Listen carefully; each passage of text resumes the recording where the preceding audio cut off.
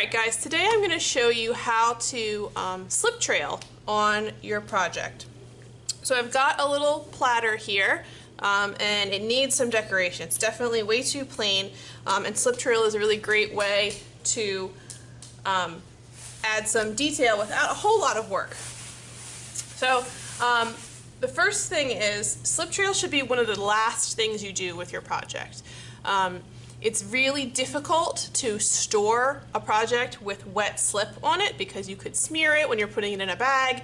It's definitely possible to do, but it's not easy. So try to make it one of your final details on your project. The first thing you want to do before you begin slip trailing is grab a needle tool, and you kind of want to sketch out what you want your design to look like. So maybe I'll add some details on the corners here. I'm not sketching very deep. I'm keeping it light because if I make a mistake, I want to be able to just wipe it off. Okay, I don't want to damage my project while I'm planning. But this is a lot faster and more what you're used to plan out with a needle tool rather than jumping right into the slip. So once you've got your idea kind of sketched out, you're going to need your slip. When you're using slip trail, you want to use this container of slip. It's been filtered so that there's no lumps and chunks to clog up your bottle. I want to show you how to fill up the bottle. So this is one of the slip trail bottles. It's just a squeeze bottle with a very narrow tip on the end. There's a few different kinds in the container. And you take the top off. Don't lose this. You take the top off. This is my pre-filtered slip. If we run out of this, let me know. I'll happily make more for you. And what I'm going to do is I'm going to take the bottle and I'm going to squeeze it. Alright? Then I'm going to dip it upside down in my slip container, and then I'm going to release the little squeeze bottle. And what it does is it creates a vacuum and pulls the slip up into the bottle. And I tapped it down so it's now at the bottom of the bottle.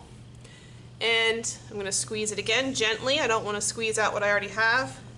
Dip it in, release, and again it will sort of vacuum it up out of the container. Put my lid back on,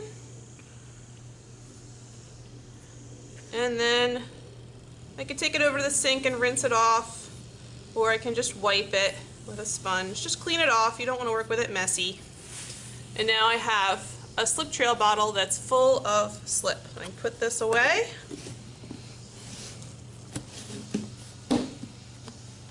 And go back to my project. So when you're slip trailing, you want your project to be leather hard. You don't want it to be too soft. If it's too soft, the slip will just sort of melt into the project.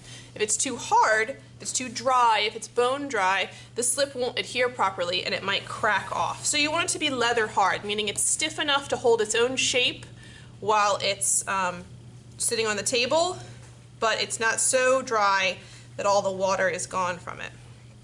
Alright, I'm going to zoom in a little more so you can see up close. Alright, so here's my corner. And I've got my slip trail, and here is the key to slip trailing. I'm going to tap my bottle on the table here to make sure all the slip is down at the opening. And when I slip trail, I'm not actually touching the surface of my platter here. I'm going to hover up above and move the tool, move the tip along it. I never actually touch the surface of my project with the tip of the bottle. I always hover above it. Now this one doesn't look too good. I'm not too happy with it. So I can take a finger or a paintbrush or a sponge and wipe it right back off again and try again. So slip trail is very forgiving in that it will let you just wipe it off and try again. Okay, so you can make lines, you can make little dots.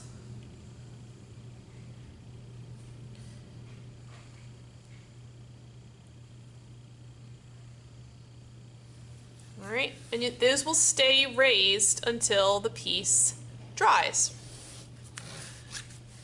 And I would just continue to go around and add my details to my project. Now, if you want to get a little fancier with your slip trail, zoom back out. You can do swirls. You can branch off of that. So you could cover a whole surface with these neat swirls. You can write quotes. You can do lettering. You can fill in shapes. So I've drawn a little heart here, and I can go ahead and I can fill that in. So now I have this neat raised shape here.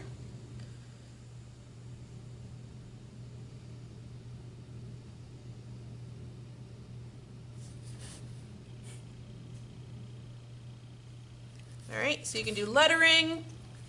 You can, do anything you want with slip trail. It's a really fun material. It's a nice way to add some dimension and some shape to your project and do it in a way that's not a whole lot of work. Keep in mind, you could also go back and alter this after it's dried a little bit. So if I wanted to take a needle tool, let me go back up to this corner. If I wanted to take a needle tool and then go back in to these, and I can alter them. They don't have to stay just as they are. You can pull them around. If they were a little drier, I could add indentations. I could carve shapes into this heart that I made. So have fun with it. Remember, if you mess it up, you just wipe it off. No worries, you can try again. So that's slip trail. It's pretty easy, and I hope you guys will give it a shot on your project.